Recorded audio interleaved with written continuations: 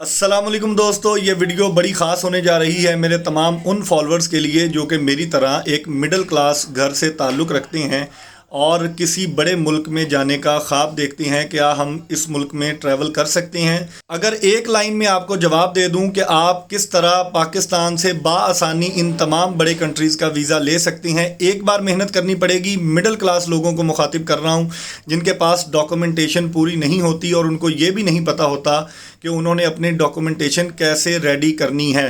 तो एक लाइन में अगर जवाब दूं तो आपको किसी भी बड़े मुल्क का वीज़ा अप्लाई करने से पहले 1 साल आपने पहले तैयारी शुरू कर देनी है।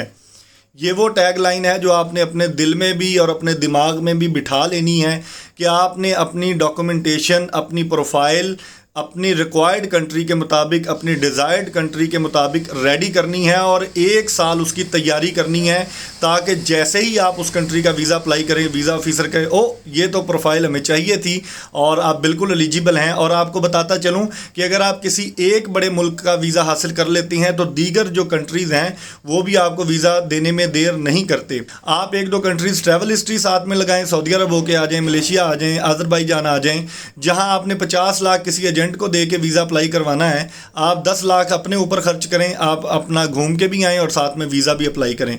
अब बताऊं कि आपने अपनी प्रोफाइल कैसे रेडी करनी है। तो सबसे पहले आप अपना डिज़ायर्ड कंट्री सेलेक्ट करेंगे कि आपने किस कंट्री का वीज़ा अप्लाई करना है।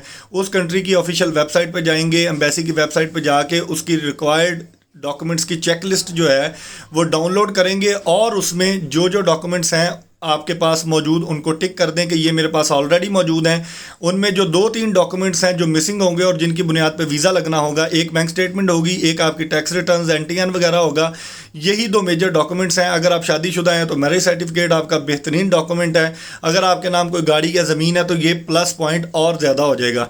तो ये 3-4 डॉक्यूमेंट्स आपने 1 साल में तैयार करने हैं। 6 महीने में आप अपनी बैंक स्टेटमेंट मेनटेन करें, अगली टैक्स रिटर्न्स में अच्छी इनकम अपनी शो करवाएं अपनी बैंक स्टेटमेंट के मुताबिक, और फिर देखें आपका वीज़ा कैसे नहीं लगता।